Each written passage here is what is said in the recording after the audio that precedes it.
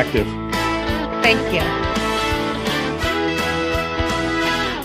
Come on! Come on.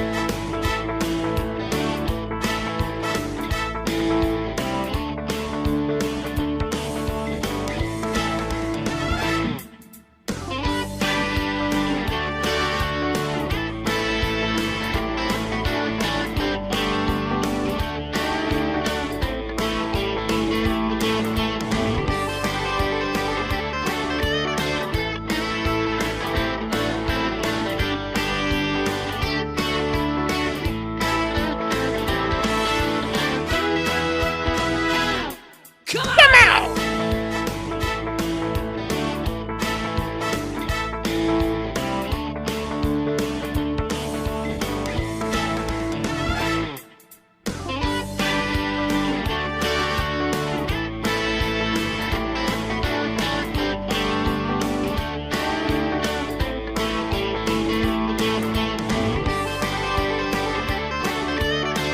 Did everybody else's just freeze?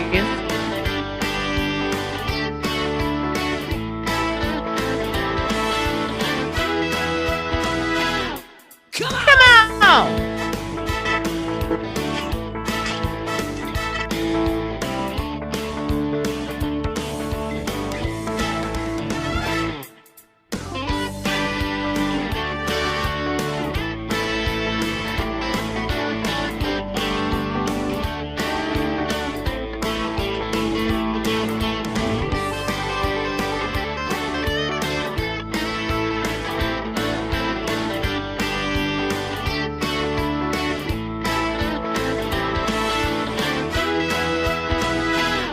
Come on!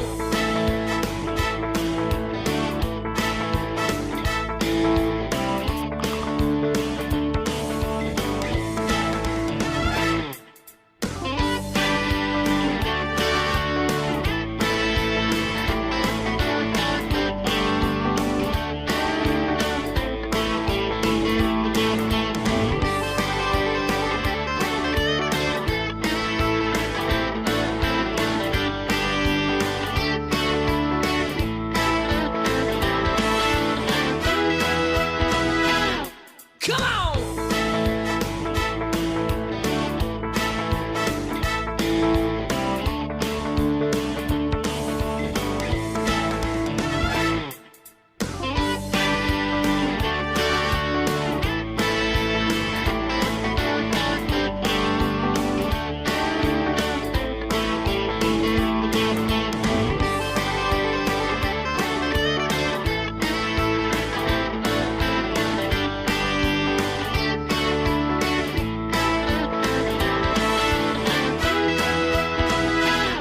Come on! Come on. Jake, the cat's going for the jersey.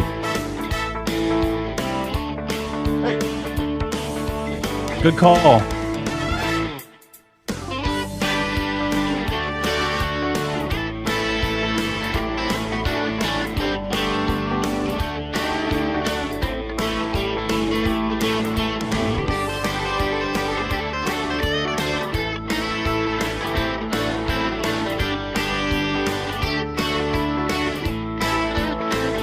Hasn't touched him all weekend. Come on! Come on.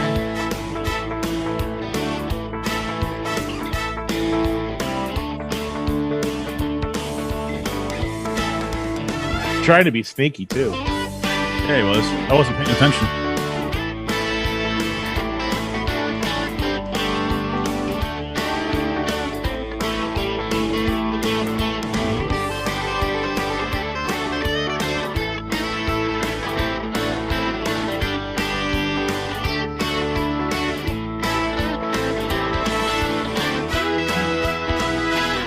Come on!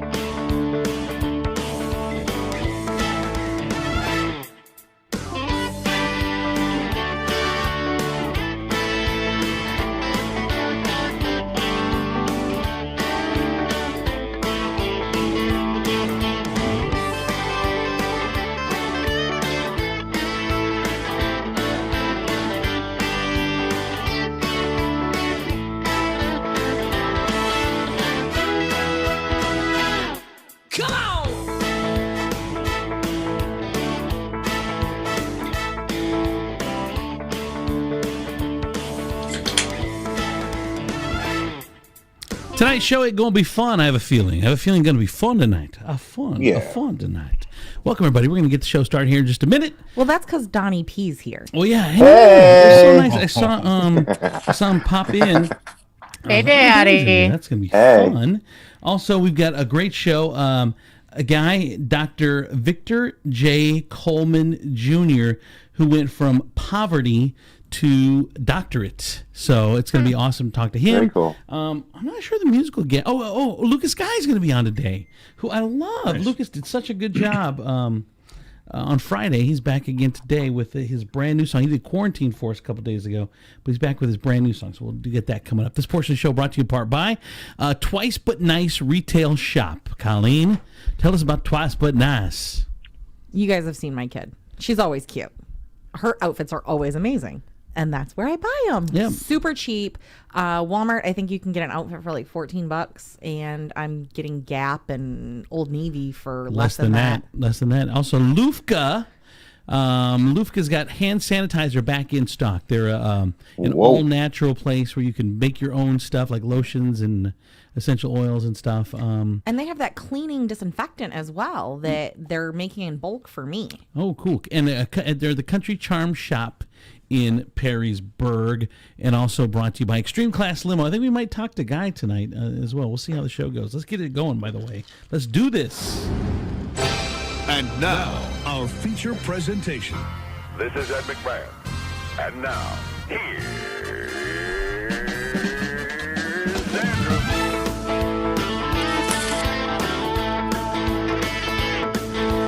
Andrew Z. How about that Andrew Z? I said Andrew Z. In the morning, it's time to wake up. Andrew Z. In the morning, yeah. Yeah. Welcome to the show, everybody. It's Monday, April 13th, 2020, in the year of our Lord. Welcome to it. Hallelujah. We got a bunch of special guests. We got Hallelujah. Chris Teeble raising his hand like he's a hostage. Let's see, we've got I'm a hostage to my I see you loneliness. on the other side of me. I don't know if you guys see the same view I do, but in the bottom to the right, I see a Sugar Vermont. In the center Hi. square tonight, I see Jake Dickey. Colleen Z looking as uninterested as usual. And the great Donnie P. What up? Andrew Z. In the morning. Oh, I knew that was coming. I had to get it up. Donnie P. What's going on, everybody? How are you doing? How was your weekend, everyone? Good. Good. Fantastic. We're gonna Fantastic. Well, let's start with talking about Easter. Donnie P, I know that you're under quarantine, and Yes, sir. we don't get you every day, but I'm guessing your wife did something fabulous for Easter with the kids, so I want to hear Well, it. no, Easter was a blast. The big highlight was Friday for the weekend. Friday we did a home movie premiere. We did Trolls World Tour. I don't know if you guys are big Trolls fans, but the sequel came out on Friday. Ashley made tickets up. We had popcorn. You can rent the movies. Like, it was actually released on Friday, so we got to premiere a movie at our house. It was actually. Did it make you feel like a celebrity, kind of? Because that's what celebrities do. Oh, like, yeah. They get Oh, movies yeah. at home. Yeah, and the kids they looked forward to it for like the whole week, and then it went off without a hitch. It was fantastic. They had a blast. I mean, and the movie was good too. Had some really good songs. You know, they got Justin Timberlake's in there and Anna Kendrick. Awesome. Yes. A bunch of cool like people that weren't in the first one. No, Some we were really talking. good guests. We were talking about Donnie about how the movies they range in price now because they're doing first releases at home while this is going on. Yeah. I don't know if it's a trend that's going to continue or what, but I know it was somewhere between like $5.95 and $19.95. How much was the Trolls movie to get? It was the 1995. It was $20 basically. I mean, we would have spent definitely way more if we all would have went to the theater, except for I don't know if you want to include the sound bar that I bought from Best Buy the day of, because it's a musical. So I'm like, we've got the big TV, but we just use a TV audio. And I'm Same like, this is here. a Yeah. musical. We're doing it from the house. It's a movie premiere. So I almost got one. I found a really good deal on a sound bar at Walmart. but I just thought I thought I'd feel really bad like checking out at Walmart with a sound bar. Like that's not essential. But Best Buy, they deliver it to your car. Like you order it, you have to order it online. They bring it out. What? Nice. Yeah, they bring it out, and the dude's like, he's got masked up, he's gloved up, and I'm like, you can just set it down, bro. I'll pick it up. It's fine. And, Donnie, you just throw it in the car. have you gone Hollywood? I mean, you're buying premiere movies before they come out in the theater. Oh. You're getting sound bars from Best Buy. I mean, it really sounds like the car business is doing you well. Is it bad if the coronavirus is the best thing that ever happened to me? Making that money, Daddy. Go ahead, Chris. Steve, what were you going to say? I saw them snacks you were making. Just how much you charge the girls for those? Oh, $17.99 for each bag of candy. Oh, so you made money off this premiere. Yeah. I'll supply the movie. Girls, you have to buy the candy and popcorn from me. Just raking in that. Yeah, What is it called? We don't give them, but what is it called when kids Allowance? get money once? Yeah, raking in that allowance. Yeah, give it back. Jake Dickey, go ahead. I was just really disappointed, Donnie. I was waiting for like the red carpet photos of you and the kids and the wifey, and it was just food. Yeah. Just food. Tickets. Well, you know Well, we did the rock and roll thing in front of the TV, except I accidentally left my thumb out. What is it? So this is rock and roll. What does it mean when you leave your thumb out? Isn't it? That's Love, sign love and language. language. Yeah. Yeah, Oh. that's how you say shoot it's a over, web. I love you. Well, I love rock and roll. How's There you that? go. That's good. Okay, go ahead, Sugar Vermont. Okay, so I'm glad you guys had a great weekend because mine sucked. My computer tower blew up on Friday. Just complete kaput out of nowhere. And I dropped my stupid phone on the stupid ground. So I shattered both. Everything went wrong technologically. It was terrible. Your technology got the corona. Yeah. Okay, it got the corona, it got the COVID, it probably has an STD or two. Yeah. But it was working. Denny Crumb? Well, it got so bad that she had to turn into a genie to recoup all of her losses from the weekend. Wait, that's To get the that genie's quarantine gone. job. Well, by the way, Donnie P is rolling in the cash. Did you get your stimulus check or something? What's going on? Yeah, I did. No, I'm just kidding. Oh my God. You know, First of all- Donnie's stimulus check's going to be $8,000. $500 per kid. Yep. Well, $500 per kid. You got me and Ashley. Oh yeah, I'm really looking That's forward to that. $3,900. Do you get paid for the ones that you don't know you have? Well, if that's the case, I got one coming to me. No, they go to the mom. So you didn't get Allegedly. So you didn't get your stimulus check yet? Has anyone gotten it yet? No. I know. But I keep checking. I know. I know nobody has it, but I'm checking every 20 minutes. Several people started getting them on Friday. Colleen knows a couple people that got their stimulus checks on Friday. No, so it hasn't deposited, but it shows the deposit for the 15th for a couple of my friends. But it's not on their main page for their mobile banking. They actually have to go in and click on the individual account. But I did see, because I asked on Facebook, I did see a couple people actually did get their deposits of their stimulus check. And here's what the IRS is saying today, that everyone should have them by, I think it's the 15th or 17th, so by Friday, let's say. And if you don't have it by Friday, then they're putting up a link that says, where's my money or something, or get my money or something like that on the IRS page. And you click on that, and it'll either tell you what the status is, if you're expecting it, why you didn't get it, all that stuff. And that's going to be beginning on either Wednesday or Friday of why Thank you didn't God. get it. But they're Jesus. finally rolling out this week. I need my stimulus check. I just spent like I was balling today. Bought a computer, bought a cell phone. I'm like, okay, time for a stimulus. What were you gonna I'm say? more wondering when that 600's coming, the 600 a week from unemployment, because when that hits, that's going to be bigger than my stimulus check. Let's talk about unemployment, Yeah. because that's been a frustration for a lot of people, including myself.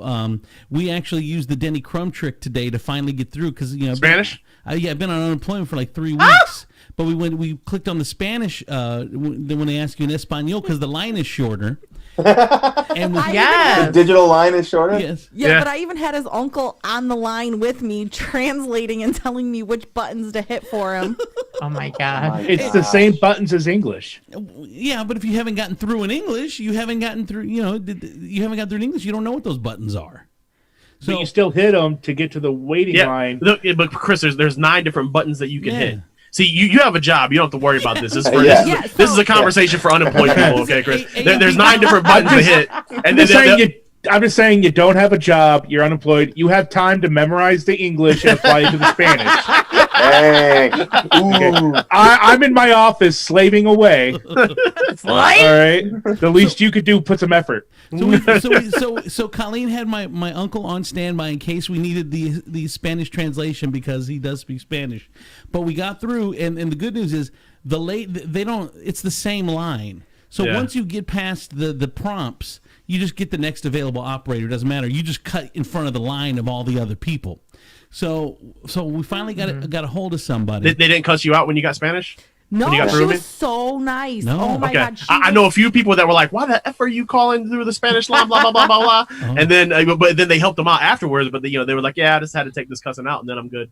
See, like the lady told me today, she's like, everybody gets filtered to the same place. She doesn't even speak Spanish. Oh, Oh wow. that'd be awkward. Yeah, so she doesn't even speak Spanish. So it's just filtered into the same line, and that just was who we got. She was amazing. She told us step for step exactly what we needed to do to rectify the unemployment and get it rolling. Well, here's the other thing about it though. Go ahead, Sugar Vermont. Go ahead with your comment. Well, I was just going to say, don't let Trump know. He's going to build a wall through the fucking Spanish hotline. He's going to build a wall around it. You don't let him know. Do not let him know. So here's the thing.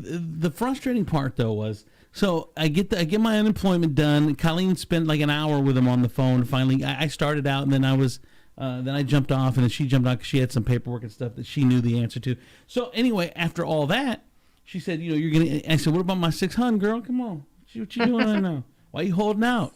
And so the 600 is going to come as well. But the problem is they don't even know. Like that situation's not even set up yet. They Donde said está mi dinero? They said today Go ahead. at DeWine's press conference that we should start seeing it at the end of next week. Now, they didn't specify like what exactly they were going to do as far as the back pay, because they do say on their website that it is going to be retroactive. So like I have claims going all the way back to the first week of April. And so, like, basically, they owe me 3 weeks worth of the extra 600. And I mean, if they pay all that out at once, plus what I'm supposed to get next week, I mean, that's going to be bigger than my stimulus by a lot. Yeah. So, Colleen, did they say the same thing to you? Are we going to get back? Are we going to get backdated on the 600? Because I filed like on the 23rd of March. I got fired like the. It's 23rd everything after the 24th. 29th, Andrew. Yeah, so, well, and that's just it, is the way that that company had reported everything for him. It was really wacky. So they didn't have him as working a full 20 weeks, but he did. Mm-hmm. So we had to go and say, okay, well, we're going to go back to the 5th instead of opting for the COVID. So he basically loses a week. Which is, but it's fine. I mean, I'm making stacks once that 600 kicks in. For real. Another month of quarantine. No. Oh, Stove, please don't do that. It's like Brer Rabbit. Don't send me down the rabbit path. Well, and then she told me today that I was eligible because I'm self-employed and I had lost income with it. Yeah, 1099. What? I wonder if I can do it for being a drag queen. I have not been at the bar. I think you can. I mean, you get paid that way. I should try, Absolutely. honestly. Danny Crumb? I'm telling you, like once this 600 a week kicks in, I'll be making close enough to what I would be making at work that I'm fine. This can go on as long as it needs to. It is important to note that the 600 technically is only for around 13 to 16 weeks. Oh yeah, that's fine. Thanks, Chris. Full term. Thanks, Chris. I'll take. You're not going to bleed my hard-earned tax dollars for that long. I'm pretty sure the last few years I've paid more in taxes than you, though, Chris. That's Oh fine. my God. EJ Cargadores. Chris is always the party pooper. All right, so but unemployment is really frustrating a lot of people. Jake, Jake, are you been okay with unemployment?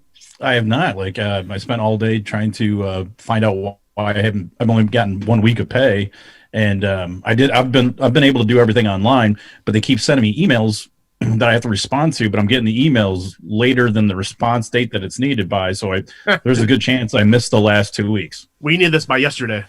Yeah, trickery. That's how they save money.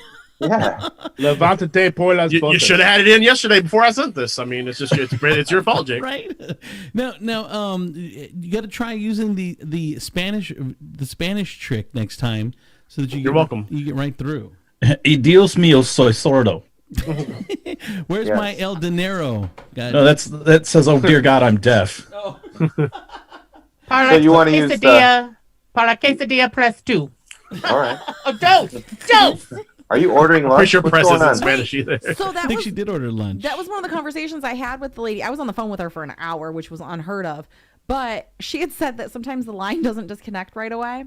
And that she had a call yesterday and it was like, haha, at the end, I just outsmarted the government. I was listening to the prompts. Oh, I was listening to the prompts and I heard them say, uno, and I knew to press 2. Uno is 1. Oh, wait, Exactly, that was Yeah. the point. She's a terrible Uno player. Yeah. The worst. It's funny because I do still have Draw 4. because I had a couple part-time jobs. I had like 5 jobs or whatever, but one of them is telemarketing, and that now my buddy owns a telemarketing business. So, boo this man. no, it's incoming. It's Yeah, it's incoming. inbound. It's inbound. Like if you want to buy Slap like, chop, baby. when you watch infomercials, you call in. So Oh, it's okay, that okay, kind okay. of stuff. So my buddy owns. If I ever get a call and it's Andrew on the other end, I'm cussing. I know this voice. Exactly. Go ahead, Tifa. What were you gonna say? Ever since the shutdown stuff happened, I have not gotten a single unwanted call. Me neither. Me I have- Oh. No telemarketing, No, no I bill haven't collectors, no nothing. And I think I've got a couple. And I swear I was getting about 1 an hour. I was getting probably 20 a day. Yeah. That is so true. I didn't even think of that. What do you mean you've nope. gotten one? Oh, I've gotten them for the car warranty. Oh, well, that's automated. I got her too. I swear I could die and end up in heaven, and the first person I'd see be like, "Hi, I'm Ashley. I've been trying to reach you about your car warranty." No, these ones aren't like automated. It's like people from like, I don't know, different country. The other one was the other one that I always get is hey, it's Jake calling about your health insurance. We see that you were trying to sign. I'm like, stop, dude, just hang up. And all these automated. They try to make them sound so real, and you can just tell Yeah. that they're automated. It's ridiculous. We're just calling you back. yes, No. yes. Hey, I see that you called. I have never called somebody in Fostoria in my life. Stop using that number. You're telling me you've never called Dominic Baker? He wasn't in Fostoria at the time that I called him. Okay. Whoa. Suck it. Jeez. Got him. So anyway, so I do this telemarketing from home for the buddy of mine that owns this telemarketing company, and so he hold on one second. I got a call today for little giant ladders. I don't know if you've ever seen those ladders that on television. I used to sell them. Yeah, he used to work at this company. So these little giant ladders, and I'm talking to the lady, and she's like, "Yeah, so I'm getting this as a wedding present for my future husband." I'm like, "Oh, how sweet." She goes, "Yeah, we've got 2 big weddings coming up." I'm like, "Oh, okay." She says, "I'm getting married in August to my husband, and then in September my daughter's getting married." I'm like, "Oh, wow." So To her husband. yeah, no. she proceeds to tell me that she has been with this guy. And I said, "How long you been with him?" She goes, 38 years. Oh, my God. 38 years not married. That explains a ladder as a wedding present. wanna know He what needs she to did climb to out make of the hole. Yeah, he must have cheated or something, because that'd been the only way he finally broke down and said, "You know what, fine, I'll marry you." Well, here's what happened. Did you ask her what? I'm sure you asked her why. Of I'm sure you course, did. of course, I asked her why, and I said, You finally listened to Beyonce. I said after to the left. I said, "Why now? After 38 years?" And she said, "Well, because my daughter is getting married in September." She said, "And my daughter's always teased me that she's going to get married before me, so I decided I'm going to screw her and I'm going to get married in August." Yes, out of spite. Yes. Spite marriage. For her Oh, my own God. daughter? Out of spite. No wedding stays together longer than one built on spite. That's true. That's true. So I mean, go ahead, that's Donnie. what you got to do is take these kids down into a peg or two. Exactly, Donnie P. Yes. Can you please get her contact? We want to start sending her some wedding gifts just for thankfulness. So here's how There's a she's- lot of Spiteful accessories for the ladder. So here's how she's gonna. So here's how she's gonna do it. Is she's going to get married in August, but she's going to elope. Like her and her husband are going to go to Salt Lake City and just get married, and Mormons. not tell the daughter. I'm like, well, how come I can tell the daughter? She said we don't want to steal any of her thunder for her wedding. But when she does tease me and says I got married first, then I'm going to say, yeah, really, and pull out the wedding certificate. Yes. Brilliant. She could carry that. She could carry that in her purse. Yes. Yes, girl. That is brilliant. 38 That's the years. long con. It's a long I said 38 years, ma'am. I said, what year did you just give up? And like at some point you just stop asking. And she said it was after a couple of years, and I just knew it was never going to happen. And then my daughter started talking trash. So, And that's when the husband was like, "Yeah, hell yeah, let's show this little." Fight marriage. Yeah. Fight marriage. Go ahead, Tiefel. I love the Great Salt Flats like anyone else, but when did Salt Lake City become a wedding destination? Because they're Mormons. Like you get married in Salt Lake because you live in Salt Lake. Go ahead, Donnie P. What if the fact that they could leave at any time was the secret that kept them together? And now that they get married, 2 years they're divorced They and feel broken trapped. up. They're just Claustrophobic. gone. I thought that because if you continue to do the same thing you've done, you're always going to get the same outcome. But when you do something like this, it changes. It could change for the good and be the best thing ever, but it could change for the bad. You're taking some sort of gamble when you change the fate like that. It's like when you get a promotion. You're happy to get a promotion, but you've set things in motion. If you do a good job, all of a sudden 2 years later, you could be out of the company you've been at 18 years, or if you would have just stayed in your spot, you could have been there another 15. No matter what you do, it sets something. There are some intended or unintended consequences for every decision you make. Go ahead, Dickie. Well, it reminds me of that whole old Louis C.K. joke where he's like, man, I was always wanting to leave. And then we got married and I was like, oh, I can't leave now. And then he was like, we had kids. And he's like, oh, man, I definitely can't leave now. And then he's like, I could have left before this. Go ahead, Tiefel. Well, I was just going to say, it's the weirdest thing because I've been told at a previous job, the reason why I couldn't get a promotion was because I was too good at what I did. As a consequence there, always just be fair to Midland at your job because then you can get promoted. All right.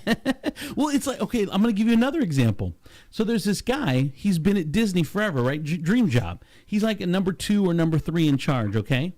And then the coronavirus. So Bob Iger, the head guy at Disney, he announces in September he's leaving. It was like a day before the coronavirus, and they're saying that he knew about the coronavirus because they have Disney China or whatever. But anyway, he decides to leave. He's on top. He's doing his parade wave out the door or whatever, and then the next sucker gets in there, and the day after, the coronavirus strikes, and all hell is going to loose. Now they're saying Disney's in trouble. Like today, they laid off 40,000 workers in Florida. They laid off 30,000 workers at Disneyland, and they're really worried because everything they have, all their properties basically are close contact, whether it's a cruise, whether it's an amusement park, whether it's going to a movie theater to watch one of their Lucas movies or whatever. It's all close contact stuff. So people are saying that Disney is in trouble. So this poor son of a bitch that just took over as CEO, not only does he come in when the corona hits, Bob Iger is back. He's back in charge. He sent out an email the other day saying, hey, I'm back in charge. I'm going to lead you guys through this, blah, blah, blah, blah, blah, blah. What? Yes. So this other I hadn't heard that. This other son bitch is still kind of in charge. But, God. But not really. So now he's been screwed by the Rona. And then here's what happens. Iger leaves. This dude tries to turn it around in 2 years, which is going to take more than 2 years. And this dude's out. And if he would have just stayed back in his job, he could have been at Disney forever. He's probably going to be out in like 2 years embarrassed. Go ahead, Dickie. When does Obama do this to Trump? Hey, no, I'm back, guys. Please. Yeah, I got this. Technically, I never completed my term. Right. Go ahead, Tiefel. That was literally what I was going to say. I said it. Oh, wow. Oh, I'm going to go hang myself if he's thinking the same jokes I am. Next time, I'm not going to warn you about your cat. Okay, Leave the cat alone. Those jerseys are done. So I do want to talk about a couple things. First off, so there's some Republicans in Ohio that are pushing DeWine to get Ohio open, like tomorrow. Shut up. I think that's happening nationwide. Yeah, it is. A lot of happening. yeah, A lot of and it's Republicans are getting stupid. itchy, and they're saying that that it's all, of course, the scam and whatever. So, but Ohio, they're trying to open Ohio like tomorrow. These couple Republicans and DeWine's You get like, back to work where you belong. Shut up. and DeWine's like, slow your roll, we're good. But is anyone think that we could be open like right now? There's no way. Oh my no. Well, Go ahead, Donnie P. I actually, for some reason, I was thinking about that earlier. Like, let's say it's tomorrow. Let's say it's May 1st. Let's say it's May 21st. And they're like, okay, all restrictions are lifted. Like, are you really going to be able to just go somewhere and act normal? Are you going to be able to just go to the mall or go to... I think, yeah. Go ahead, Colin. Same wavelength as Donnie. I think that people and their natural intuition is going to be like, wait, is it really safe? Is it really okay? Especially those with kids or, your elderly family members. You don't want to jeopardize that. Right. Sugar Vermont, go ahead. Well, I was just going to say there's so much that needs to happen before we can realistically open things back up. First of all, our death toll is still climbing. We haven't hit a peak. It's still up there. Right. Second of all, they don't have this testing that they're working on for The antibodies. the antibody test. Mm-hmm. Yes, that's nowhere near where it needs to be. And third of all, we don't have even the regular test to test the public. Like, we still don't even have that. So I don't see how people are talking about reopening where nothing is better than it was. I mean, and on top of that, the death toll is still climbing. Right. Well, it just makes no sense to me. Go ahead, Jake Dickey. Well, I was talking to someone the other day, and they were like, "Dude, just think about how busy you're going to be when the bar reopens." And I was like, "Yeah, I would like to think that's true, but like, there's part of me that's like, man, I hope though, in a way, that people realize that it might not be safe yet." But on the other hand, like when we were closed for a couple of days because it was super cold, like last winter, Mm-hmm. as soon as it warmed up, just that split second, it was one of the busiest days we ever had on the bar. It was insane. So I could see people just flooding the bars and possibly making the virus worse. I mean, man, and I see both ways. I see him flooding the bars, or I see him saying, "Man, I'm not going out and risking my family." Go ahead, Danny Crum. Well, I think the because we already have people out there that the conspiracy theorists that think this is overblown and all that. All those people will be out, and then some people that are saying, "Well, if the government says it's safe, then I feel like it's safe," and they're going to go out. And like we said before, the whole reason that this thing looks like it's working and it looks like we're getting close to being able is because we took all these extreme measures. Mm-hmm. So now you have all these people that are going, "See, it wasn't that big of a deal." And I feel like as soon as we open stuff back up, if we do it too soon, we're going to have another spike. Go ahead, Tiefel. I was just going to say, it's Ohio. People will definitely be flooding the bars. Yeah.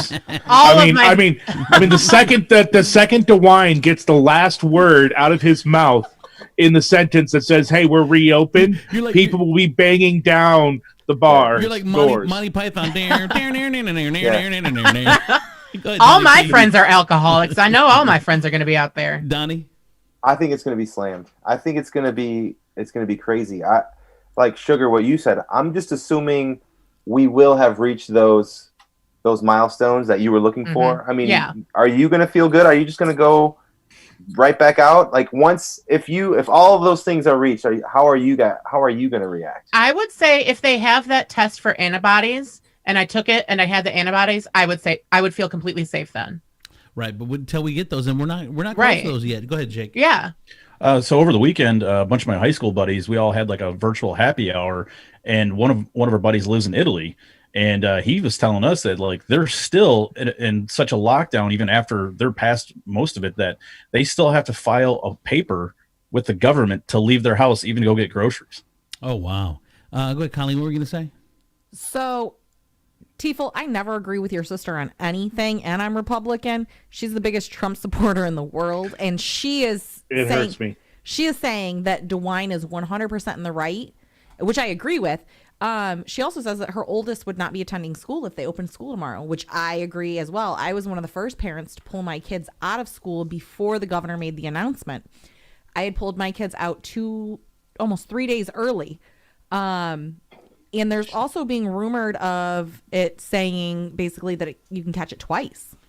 Yeah. They are talking about that. Now, here's go ahead. Were you done? I was not done. So, Sugar, with you being in the school, right? How do you feel All these little germy bastards. But it's not even that. Oh no, not my babies. So no, if they were to open schools back Did up, you say these German bastards? so if they were to open schools back up, and you have the parents like me that don't send the kids, do you believe that truancy charges should be brought against the parents, or how do you think that should be handled? Well, my school is entirely different. We're technically a year-long school, and again, it's for students with autism. So we have a much, much, much more lenient attendance policies than some other places because sometimes they have multiple disabilities or they need to be out for doctor's appointments and all this kind of stuff. So at my school, I don't think that would have an effect. But on the other hand, that's why I'm so adamant about people following these rules and keeping everybody safe, because I cannot imagine one of my immunocompromised students dying. I mean, that's what we're talking about. Yeah. But when we're talking about reopening schools, it's so serious to me. Well, here's the other interesting thing. And Stacy Ross was going to call in. For some reason, my phone's not working. I'll have to figure that out for tomorrow. But it's been saying she's dialing in since 9 o'clock. So I don't know what's wrong with the phone. But she said had brought up a great point online, and it was DeWine was one of the, if not the first, one of the first governors to shut it all down. And how many cases do we have in Ohio? 6,000 cases. Take a look at Florida, who still hasn't shut the whole damn thing down or did a piecemeal and was just being a dumbass about it. Over 20,000 cases. Yeah, So I really thought we'd be at like 25,000 by now. This is fantastic. And we would have been. We would have been. We would have been. been. Yes. Well, and that's what's crazy about these crazy Trumpers. Okay, these crazy people that think it's I don't want to say The Trumpers. conspiracy The theorists. crazy people that think that think it's not a big deal. They're like all we've done is by saving their lives is for them to just play right in their hands. See, only 60,000 people have died. Blah, blah, blah, blah, blah. This is just as many. I'm like, no, that's not the point. It's because of the actions we've taken. Right. Yeah. Right. And they don't understand that the projections at the beginning are if we do nothing. And the projections change every day depending on the steps that we take. So we've been locking it down. So obviously the projections are going to go down. People are like, oh, we overreacted. Blah, blah, blah, blah, blah, blah, blah, blah, blah, blah, blah, blah, blah. Go ahead, Tifel. They do it with every natural disaster thing or anything. Something comes up, like say global warming. You know, it comes up and there's a huge drastic prediction. If we do nothing, this is going to happen. Then we do something and it doesn't happen. And they're like, see, you guys did all that stuff for nothing. See, it was fine. And it's never about what you did that prevented it. It's about, oh, well, you prevented it. It didn't happen. So therefore it wasn't a big deal. All right. Go ahead, Jake Dickey. Well, it's like, if you look at the projections of Chris getting a date right now compared to like, he did some things to better himself, like his projections Oh are my going to go up. God. Right, exactly. I mean, there's What a terrible analogy, meanie. There's zero now, but all the projections means he's just going to be the same fat, miserable slob that he's always been. Now, the projections don't take into account that, hey, he shaves a beard and doesn't look like someone's going to put you in the trunk. He does some things, then obviously that projection is going to change, and it might get to half a person. It's the last time I person. shaved this beard, I got openly accused of looking like a child molester. It stays. Sugar Vermont, go ahead. I was going to say we're doing so well relatively in Ohio, but you look at New York City and my heart just goes out because they're like an epicenter and it's serious. Well, and they're like, it's double 9/11. I mean, almost double 9/11. Oh, way more than double. I'm I talking think about not people that have died, really? Yeah. Oh my God. Yeah. 9/11. I want to say There was like only 3,000 people that died. Yeah, I think it was 3,000. like 7,000. That's what I said. It's about doubled, but yeah, your point is well taken. We're just checking your math, Andrew. Thank you. You better watch yourself. Gosh, Sugar. All right, this portion of the show brought to you in part by DMX Lawn and Landscape. Our buddy actually did our lawn this week. He's the guy that does our lawn. Looks so amazing. I was way too busy. I need his number. X gonna give it to you. I was just way too busy doing stuff, and I just couldn't. Yes, of course. Right, Donna, you get it. I mean, come Yeah, on, busy, of course. busy. DMX Lawn and Landscape. Also by our friends at Memorable Lights. Thank you guys so much for being a sponsor of the show. All right, it's time for our musical break, and then in this, whoa, Jesus, Tifel just just perv bombed us. Oh my God. Tifa with no beard on, bro. Did not know who that was. I was like, who's this creeper? Put it back. Cute. Put it back. He's just cute. Yeah, we agree, Chris. Keep the Keep the beard. keep the bomber beard, please. All right, it's time for our musical break. Hold on. Lucas Scott, we had him last week when he did that original song called "Quarantine" that he wrote. Oh my for God, Quarantine. yes. Oh, so good, so good, so good. And he's so hot. Yeah, so Keep it in your pants, sugar. yeah. No. Last night we had our musical special on the Live in the 419 page, and the musical special was the Superstars of the 419, and Lucas killed it again on there with his original, and it was so good that I wanted him to come back with another original, and I know that Lucas can't hear us, so we can't talk to him, but I'm just going to give him the thumbs up to go, and it's his brand new song off his brand new album, which he was going to do for us last week, but he did Quarantine. You guys are going to freaking love it. Ladies and gentlemen, once again, Lucas Guy. Oh, can't hear him. No, can't hear you, can't hear you. Lucas, can't hear you. Lucas, take your shirt off. Lucas. He's into it. Sugar said back up. Oh, here we go. He's You can't see connecting your his audio balls. now. He's connecting the audio now. Okay. Oh, there's Lucas. There you are, Lucas. Can you hear me now? Yeah. Yes, You're yep. good. All right. You got it now? You're good. Okay, good, perfect. Yeah, man, this is kind of funny because last night when we were doing the special, I for some reason when I plug in my interface to my computer, it totally blocks out all the speakers, so I can't hear a thing. So I'm over here like making fingers and stuff, and Andrew like, hey man, let me know when you're going on. Can you hear me? It was crazy. So, but I guess that's quarantine for you, right? But anyways, yeah, my name's Lucas Guy. This is my dad, Walter. And what's funny is also yesterday I forgot to plug in my guitar during my two tunes. And luckily they went all right. But I'm going to redo Dreamland, which is one that I did last night with my guitar plugged in. But yeah, so anyone listening, check me out. Spotify, I have 2 singles out, album coming out on the 20th. Yeah, that's basically it. Or Facebook, man, check me out there too. Or just check me out. I'm kidding. That's for me. He was talking to me. All right, Dreamland, here we go. Yep. Ready?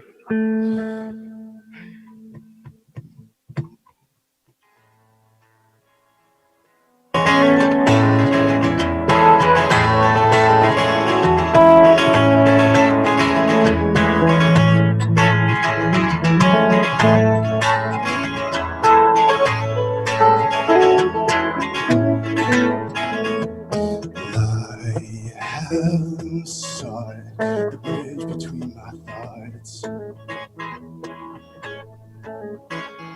but I can see the ways of settling. See all these noises, stranger creatures turn me on to things I had forgot. It pulls me into things I thought were gone. I'm lost, tangled in the vines of this dreamland, and I've been known to lie from time to time while I'm swimming, dreaming.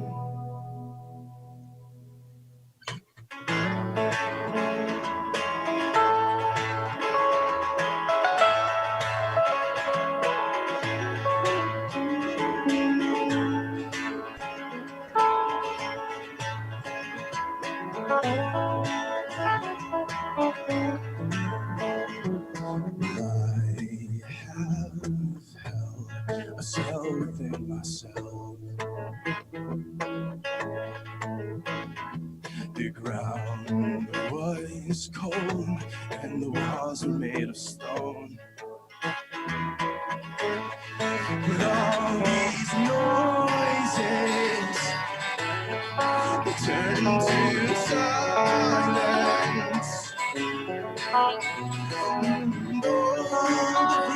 mind to choose, and I will leave everything to dream. I'm lost, walking on a wire through the street.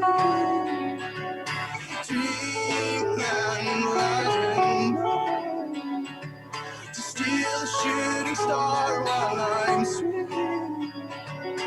Dreamland.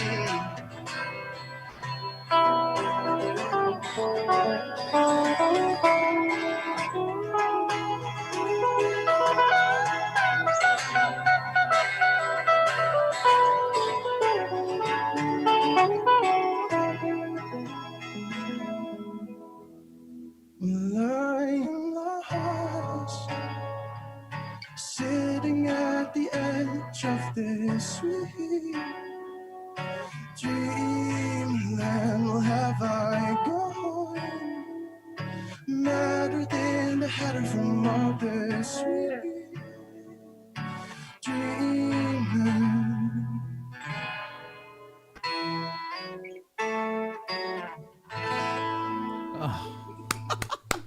Wow. Yes. Oh. Good job. God, I like Yes, that. seriously, good job. Thank you. his voice Thank you. is so good. Thank you, Lucas. Oh, Mwah. Fantastic. Oh my God, did Lucas just blow me a kiss? Are we Yes, married now? Yes. that wasn't, Lucas! that wasn't to you, Sugar. Yes, it It might was. have been. I kind of saw the angle. Uh-huh. Right for Sugar. It was going right for her. Oh my God. Time to plan our engagement. Please don't encourage her. His voice is just it's got some sort of unique just I don't know, just gravitas like Goo Goo Dolls type or like who's the guy from Bush Gavin. Gavin Rosdale or something like that. God, he's so good and so talented. Yeah. Check him out on Facebook. Lucas Kai's got a new album coming out. Go ahead, Danny Crumb. Sugar Guy does have a nice ring to it. Okay. Sugar guy. Oh, I'm going to Sounds write like that an on all obscure my candy bar. I'm gonna write it on all my notebooks. Sugar guy with a heart and a little finger going into a hole. It's a little accessory. It also seems like the perfect drag name too. Sugar guy. Hey, Sugar, are you going to make one of those things where it says how many babies you guys are going to have? Yeah. Like, oh, we're gonna live in a dumpster and have 13 babies, but it's fine because we're gonna make love every night. Is there going to be a barrier between you and the 13 babies? Yeah, they can. They have to stay outside the dumpster. The dumpster is for mommy and daddy. You go play in the parking lot, kid. Oh my God! So, hey, this portion of the show brought to you in part by Lip Sense. Your friend, your girl at Lip Sense. Go ahead, Colleen. Look at Colleen's got Lip Sense all over her. Look at that beautiful makeup. I think it's only supposed to come on our lips, though. Oh, That's what she said. How do you know what happens in my bedroom? What were you gonna say? Because I know who you're married to. So, I actually had to text her tonight and place an order because Josie got a hold of my foundation. So, Brat. yeah, like almost all the bottles gone, and I was freaking out. So I had to place my order, which is great. She's doing no contact purchases. Good. And then also brought to you by New Power Property Services, cleaning and sanitation. As you're getting ready to open your office back up, make sure you get a hold of New Power because they can do all your sanitization before all your workers get back to work. And Get Fit Nutrition. All right. Jake Dickey, you're going to say something? There was a message that just popped up that said from Lucas that said, "Don't tell my girlfriend Sugar." Oh my God, I'm in love so much. This is crazy. This is insane. Is this happening? Is this true love? I think it is true love. This is how it all Oh my begins. God. Sugar. Oh my Lord. Sugar. What? I mean, I'm willing to part with Andrew if you're interested. Oh my goodness. I mean, hi, Andrew. Ooh, the old button hook. Go ahead, T-Ball. What were you going to say? I was just going to encourage people to call the cleaning place to sanitize your office, because think about it, you still have people working in those offices, at least one or two, and I'm one of those people, and I have touched everything. You're probably walking around like licking stuff. Did you touch everything with all parts of your body? Like, have you taken pants off and stuff? You're the only one on the second floor of your office building. We got cameras. Oh, yeah. That sucks. But thank you for the backup. Tiefel. I never I'm thought just trying I'd say thank you. You know, From a woman. Okay, we have a special guest coming up here in just a couple minutes. But before he comes on, I do want to do this because we didn't do it on Friday, and Colleen put it on Facebook. Or was it Facebook or was it in the group? Team Colleen or Team Z? So we're just gonna go around and ask everybody. I'm not answering this. You have to. Pick I'm not answering this. You have to pick one team. Team Colleen or Team Z. Go ahead, Tiefel. You're up. I know you'll do it. I'm just happy everyone's having a good time. and it doesn't even mean like someone said like what's the Team definition? Josie? What's the definition? What do you mean team? I'm not giving you a definition. Just what team are you on? Go ahead, Sugar. Oh, I have to say Team Andrew because I know where my bread is buttered. Okay. We have to have context though, because like I said, if this is like no context. if this is like a sporting event, then I'm going with Colleen. If this is a pie eating contest, then I'm going with Andrew.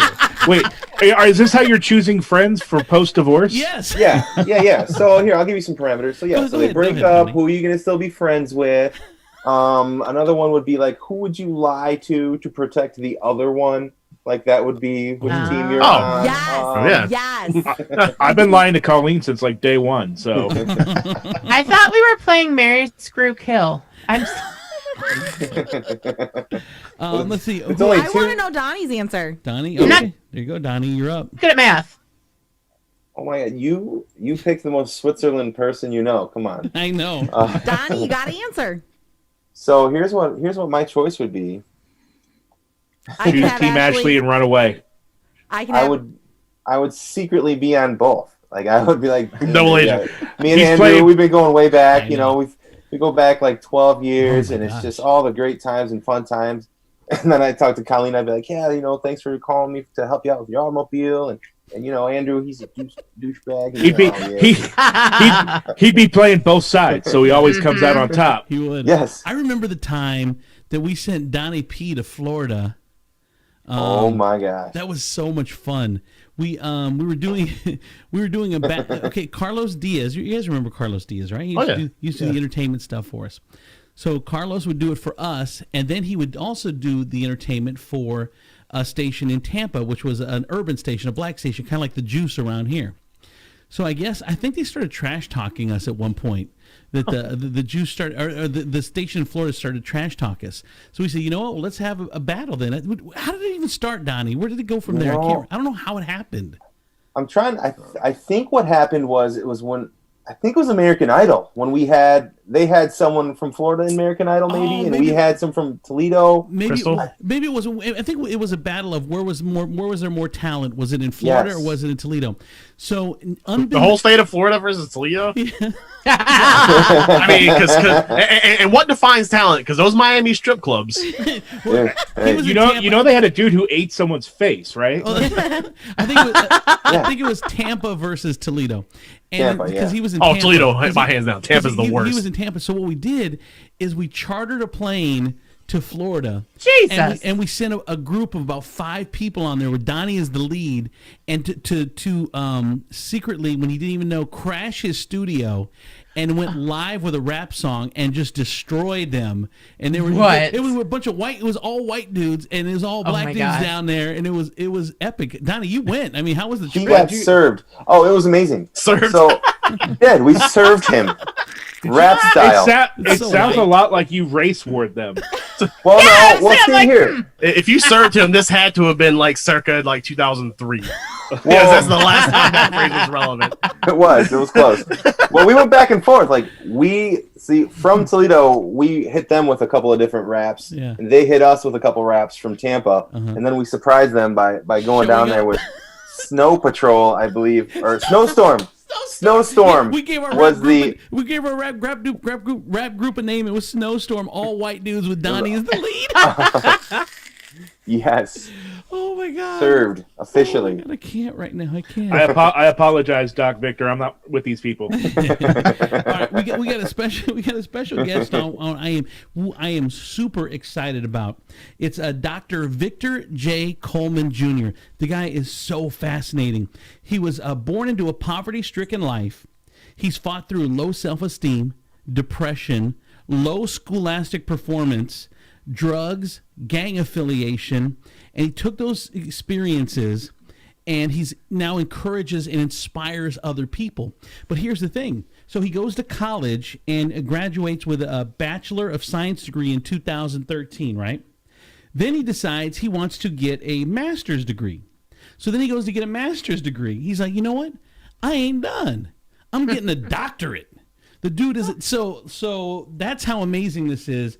And like I get goosebumps just reading his story and just following him on Facebook. And he's on with us right now, Dr. Victor J. Coleman Jr. Dr. Coleman, how are you, my friend? Doing well. I'm doing well. How's everyone doing today? Pretty good. Good.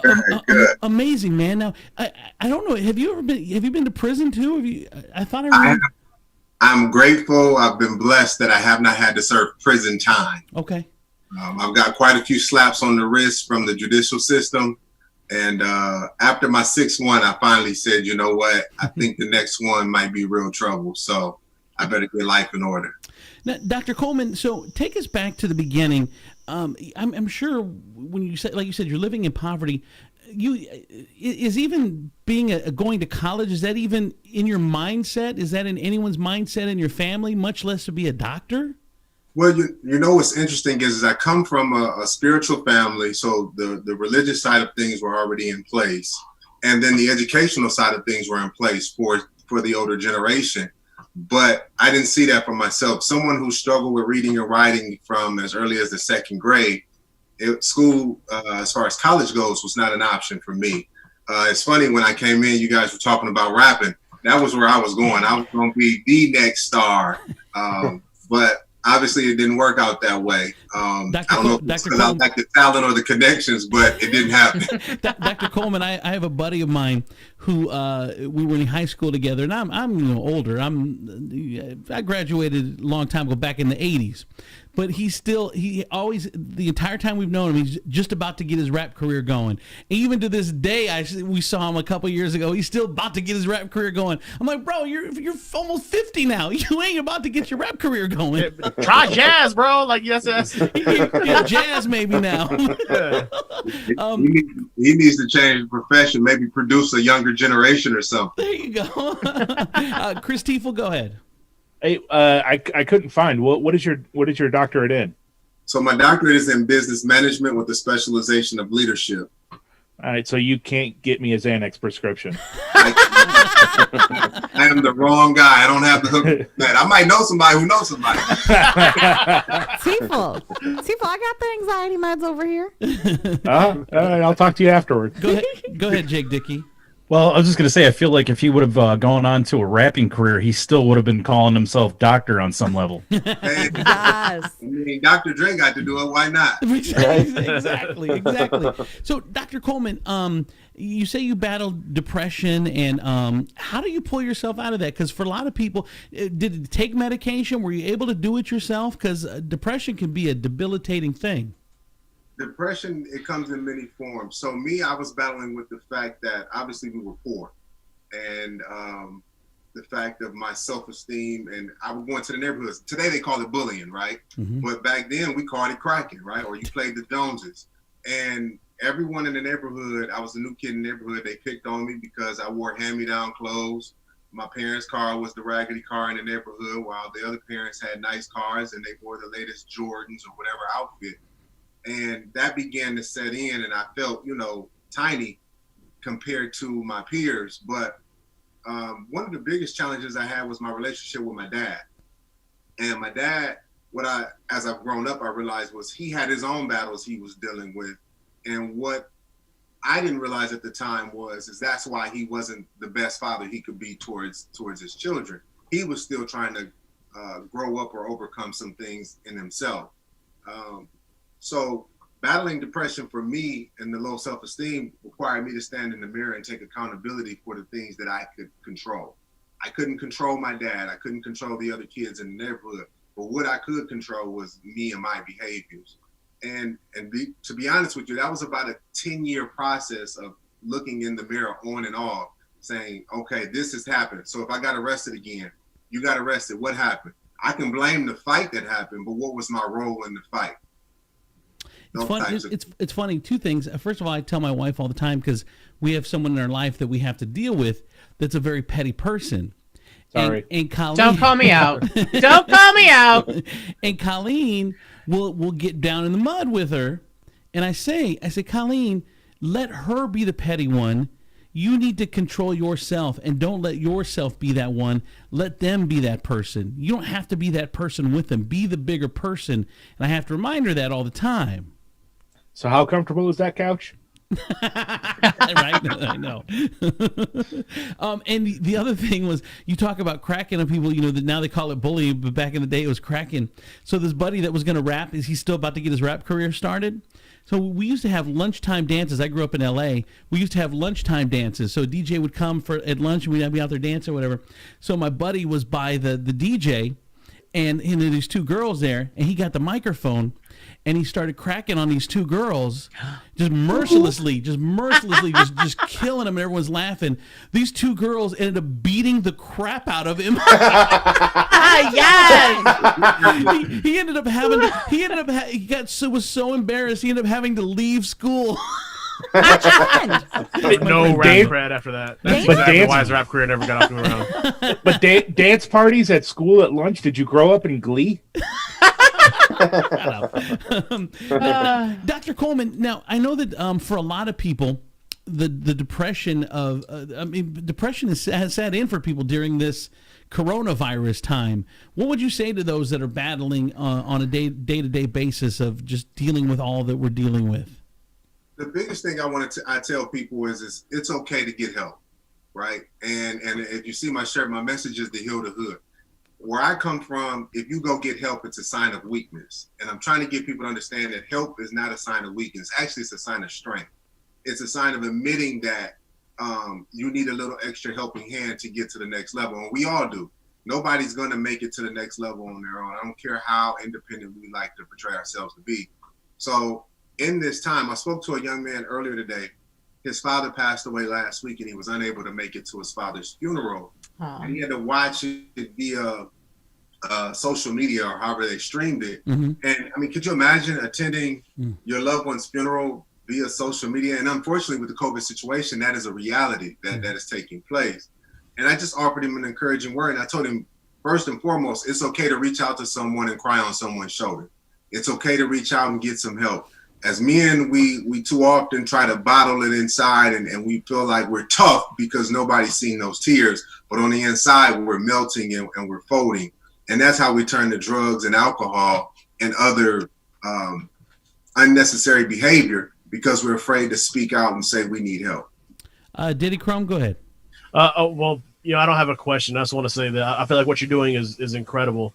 Because like you just spoke to, men, especially, growing up, we hear our whole lives that we need to man up. That's one of the phrases that we hear often. And there is a stigma, especially amongst men, to reach out and get help. And I feel like you're doing some great things to break down that barrier and destroy that stigma. So I applaud you. Well, I tell people too, I said, if you've, and hopefully it's gotten better, and I'm going to ask you, Dr. Coleman, but the stigma of having to get help for mental illness, I think it's gotten better, but we'll talk about that. But the other thing is, I just, if you have diabetes, there's not a stigma taking diabetes medicine. If you have high blood pressure, there's not a stigma of taking high blood pressure medicine.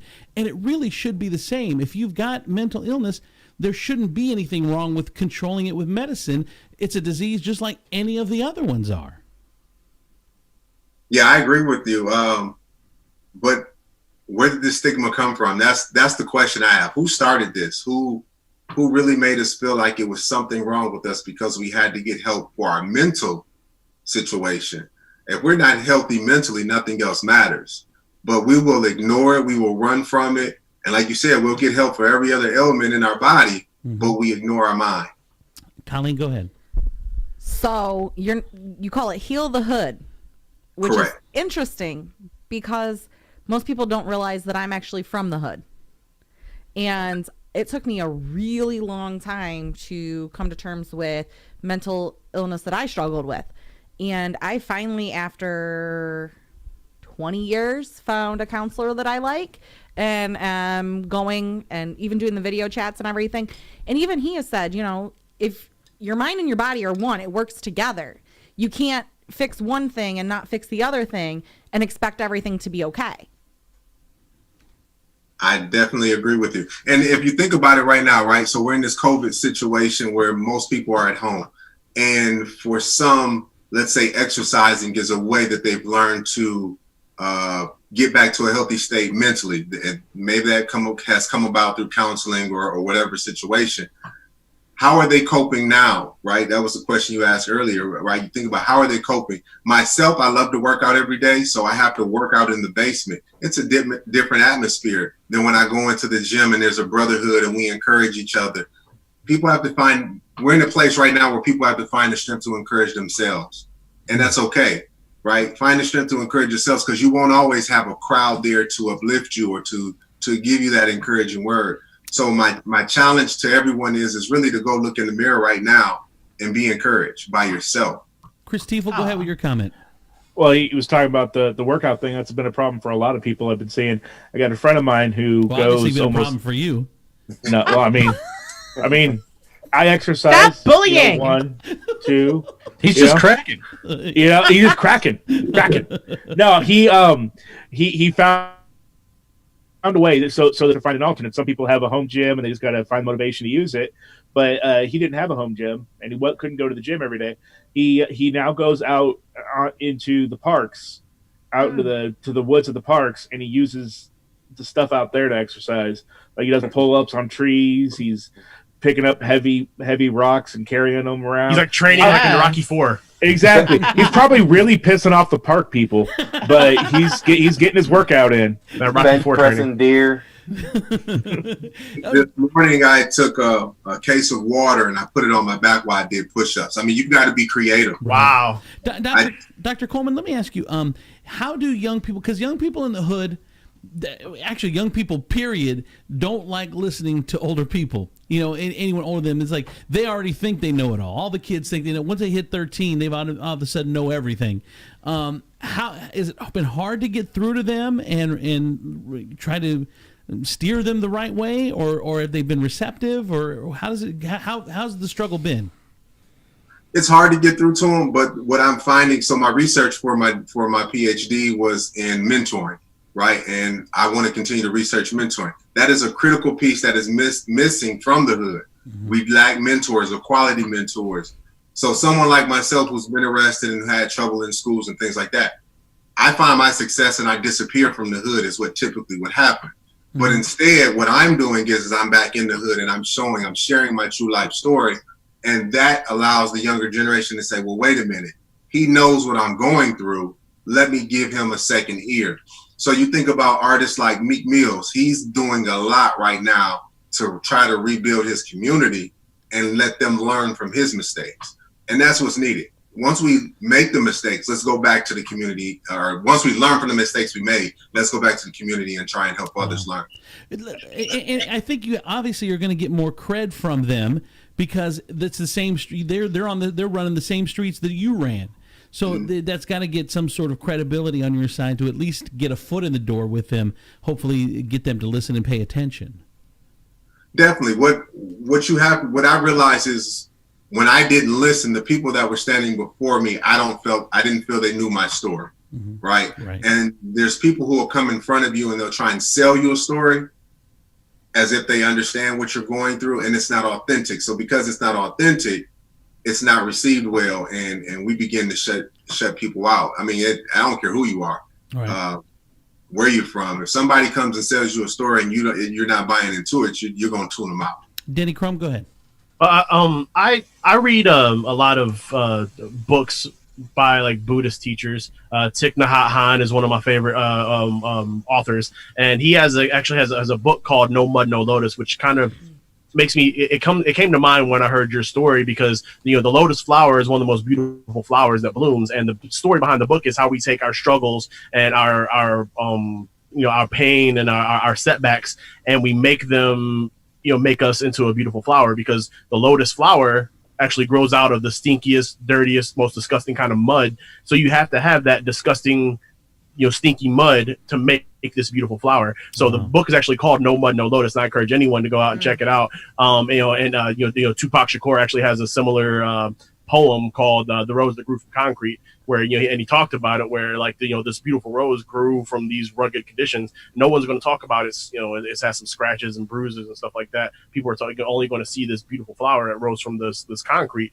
And I think that it's an important thing for people in these harsh situations, to know that you can grow from it, and your story is a testament to that. Thank you. Dr. Coleman, I want to ask you, is there an example that you can think of someone that you didn't think you were going to be able to get through to? One of the kids like, oh, this dude. And then actually that you really were able to turn around, like your biggest success story. Is there someone you can think of right now that you're like, wow, I can't believe that I was able to turn him around? Honestly, I don't have one right now that stands out. There are a few that you can tell that I'm struggling to get through too. I've been to several schools multiple times, and it seems like when I stop in the principal's office before I pop in the classroom, that same one is still in the office. Only time will tell, because again, I was that young one who, whether it was a fight or throwing a chair at a teacher, I didn't truly get it until I was adult. So what I like to see is the seed be planted, because I know if the seed is planted over time, it'll begin to grow, right? And I didn't go back to college until I was 28. So you take all those years in my younger years where people were planting seeds and I didn't listen, 28 plus, the seeds had finally grown, and I made the right choices, or better choices. It sounds like you have your eye on a few people, though, that you're like, you're still not listening, but I'm going to still try. I'm going to still continue to plant seeds in your ass. Oh, my goodness. That's a whole different story, Pumpkin. It's getting dirty. Go ahead, Chris Tiefel. Yeah, I was going to go back. You threw a chair at a teacher? Yes, 6th grade. Yeah. Yeah, well, in 6th grade, I threw a desk at the school resource officer. Respect. Yeah. Oh, my God. Oh, God. We're the same. We're the same, you and I, Doc. We're supposed to be discouraging the kids from doing this. Go ahead, Jake Dickey. I'd say keep planting those seeds in that ass, because no mud, no lotus. No mud, no mud, no lotus. I think that's a song. No mud, no lotus. Plant your seed in my ass. It's a great book. Everyone check it out. All right. Our advertisers are checking their contracts right now. I think it's interesting. My wife, Colleen, you've been shaking your head up and down like you agree with this guy for like almost the whole interview. Well, I mean, I'm from Broadway and South. I get it. You a hood rat girl. Exactly. But you don't realize it. And anybody that can come out of the hood, I give massive props to, because I had to dig myself out of the hood. I had to change the hood mentality before it ate me alive. And so, I mean, it's true. Well, my question is, I see that you're obviously here local. What are your primary schools? Are they the ones that are failing academically, like Marshall and schools along those lines, or... The TPS school system is where I'm housed in. I'll say I'm always in TPS schools. Different principals are constantly reaching out. They've opened their buildings up to me to stop in anytime. So if I'm out making a run in between another school, I'll stop into a school and I'll pop into a classroom just to offer a quick encouraging word. I volunteer in the community. So just recently, to get back into schools from a different position or angle, I went in with Junior Achievement to teach financial literacy at King Elementary. And that was right before the COVID situation. I was supposed to go over to Jones and start high school as well, but because of COVID, that got held up. But TPS schools is where I'm based. I've spoken to Sylvania schools, and then that's it locally. I was in talks with Washington Local, but again, COVID has taken place. So, but anywhere I can go and share a message of believing in yourself and taking accountability for actions, you'll find me. You know what? Go ahead, Connie, real quick. And I think you answered my next question, but because you said elementary as well. But what is your primary focus? Is it elementary? Is it middle school? Is it high school? Is it college? So I speak K through 12 when I'm in schools. That is my focus. The high schoolers, they're not as fun. They're too cool to really get into you. Unless they heard you've been on TV, then they get into you a little bit or something. But Just telling you've been on this show. It's going to be the key cred for you right now. Yes. Top billing. I've got the cred. There it is. But when I go into the elementary schools, they're fun. They participate. I make it interactive, and the energy they give me back, I love it, because the next time I come to the school, they'll say the chant that I taught them to say or whatever it was. So it tells me that it's working at that level. Again, at the higher level, they're a little cooler, and they don't really want to let their peers know that they're receiving it. But I went and spoke in Akron. It was over 1,000 seniors in Akron. Wow. And when I tell you the response that I got from those high schoolers was phenomenal. They gave the elementary students a run for their money. Dr. Coleman, let me ask you, was there a point in your life, can you think of a moment where you're like, man, I'm not going to do this anymore? You know, was there an incident where you're like, this ain't it. This isn't the path.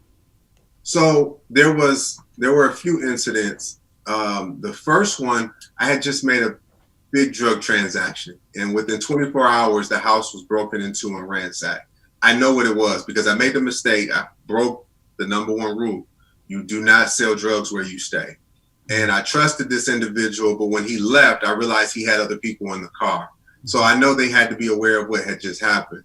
They came back the next day and ransacked the house. My children normally would have been in the house, but I had just picked them up and left. So had I let my children been home, what would have happened to my children? Oh my God. So it was at that moment I realized, listen, it's not worth losing one of your children over $10,000 or $20,000. It's just not. Mm-mm. So that was one of those times when it was just like, you know what, you've got to make a change. Wow. Yeah, I had the same thing. I had a birthday party, and this magician came over to the house and did some magic, and then a week later, he came and made all our stuff disappear. He ended up robbing us. So I get what you're saying. It's a true story. I made it reappear. Go ahead, Sugar Vermont. Well, I was just gonna thank Dr. Coleman because I've learned a lot during this, but I think the biggest thing that I learned is don't sell drugs out of your house. Good, yes. For a number of reasons, please don't. Next. Your neighbor's house is empty most of the time. I'll just go next door. Dr. Coleman, you are an absolute inspiration. I love the fact that you're like, man, you didn't even start school. You didn't even start higher education until you were 28, meaning it's never too late for anyone. You always have those people who are like, man, I can't do it anymore. I can't do it anymore. And here you are, just still a young man, and now with your doctorate. It's an inspiration, man. And hopefully you do get through to some of those kids that need it. And I love the fact that you go to Sylvania, or maybe you come to Perrysburg, because we need to have as a society more of an understanding of what the other side has to go through. Diversity. Then maybe they'll respect them more. You know, instead of maybe looking down on them, or it's like, oh, you go to TPS or whatever. No, listen to what they've had to go through and what they've had to deal with just to be able to get to school. And I love the fact that you're reaching out to anyone that'll listen. You'll talk to them, and that's awesome. I love that. Definitely. That's my mission, is to really bring diversity to the table, right? So we can really get beyond the media, and I know you all are media, but get beyond the media, right? Mm-hmm. The media gives us this racist wall, and everybody's, if you read the post on Facebook, if you go to the local media and read the article, it's always a racist article or argument going back and forth. Mm-hmm. And I believe we're beyond that for most people, but I want to make sure we truly break that wall down. And the only way that can happen is if I continue to sit at the table and have these type of discussions. I often tell my friends, or some of my old friends that I grew up with, I walk into rooms that don't look like me anymore because, one, I'm not afraid to go in those rooms, but two, the individuals in those rooms really want to learn our stories and see how they can help and create an impact from their angle. You can't fix what you don't know anything about. And I just love it. I love your story, man. I love what you stand for, and I'd love to have you back as well. And maybe when this is over, have you actually come in and sit down, and we just be able to. It's different if you're in person, but this is amazing, and I definitely would like to have you back on to share more because you're such a fascinating guy, and I love what you're doing. I love the mission, and keep doing it, man. Keep getting through those kids because they need to see that hey, it can be done, and I love it, man. Absolutely. I thank you for having me, and yes, anytime. I'm right here, local, and I'll come in and we'll sit down and have some good laughs, crack some jokes, and I promise I won't complain that it's bullying. And that's what I love too is you can get your message across, but you're not like uppity. Like, hey, I can I can joke with you and still get my message across. You're not too serious to where it's like, oh man, what a downer. This dude's going to come in and preach to us. No, I love that because that's how you get your message through by being lighthearted, and you can bounce with things that they throw at you, and I love it, man. Great energy. Thank you so much, Doctor. Thank you, Doctor. No problem. Thank you, that's from our resident nurse as well. She just Sugar, don't hit on her. See?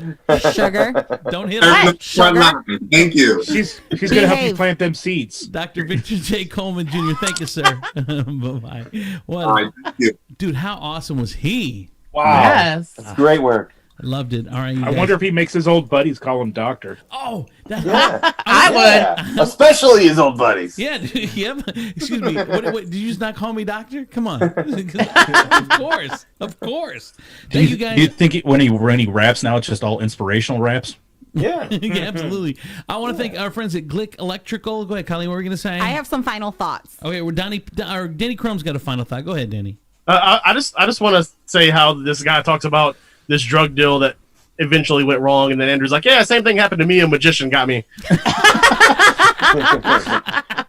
Like, how is that even close to the same comparison? I mean, don't be bringing people. This guy's like, don't sell drugs at my house, and Andrew's like, don't have magicians over either. Damn wizards. Dude, don't play magic where you stay. Don't play where you stay, man. Hey, listen. Magicians need that fancy powder to make things disappear. That's all I'm saying. Go ahead, Tifo. Oh, I was gonna say I got me a final thought here, and my final thought is to leave you guys with a final thought, and that is to wonder how this beautiful child here became me. That's my thought. Oh, look at that pumpkin. Look how adorable I was. It looks like the picture you shared earlier would have a lot of fun with the picture you just shared right now. And why the beard stays. Bro, why the beard stays. What happened to you? You were so cute. Must have grew out of some stinky mud, bro. Puberty. No. If I came out of stinky mud, I would have been beautiful, according to Denny. That's right. So, I must have been in a lush Vista Meadow thing that people go to and like, oh, this is my serene place. They thought they were planning to get a unicorn, and they got you. A different kind of unicorn. Colleen, final thoughts? They got a donkey, not a unicorn. My final thought is every single one of you are to text Andrew every hour on the hour tomorrow and remind him that it's my birthday, because if I don't get a present, he's dying. Bought it by now. He can't because it's not essential. I know. Yeah, I can't. Yeah. Oh. I can get you a lovely meat tray. Cash is essential. I had something. Charcuterie. I had something on layaway, but they won't let me pick it up because it wasn't essential. So I'll just have to get it after Get this is all her over. a bouquet of TP. That'll be great. Go ahead, Jake Dickey. My final thought of the night is I got two of them. One, I want you to see that I made my bed just to piss Denny off. That's stupid. You wasted your time. And the second one is Team Andrew, baby. Ah, yes. Yes. I'm unfriending you, Dickie. Donnie P? I just had a little birthday gift advice for you. Since you got to make use of stuff that's in the house. Yes. 1, find a box. 2, cut a hole in the box. I love it. I know where you live, Donnie. I think she sees that more as a burden nowadays. My birthday is Thursday, and my fiance gets me the exact same thing. A dick in a box? That's what you want? Well, no.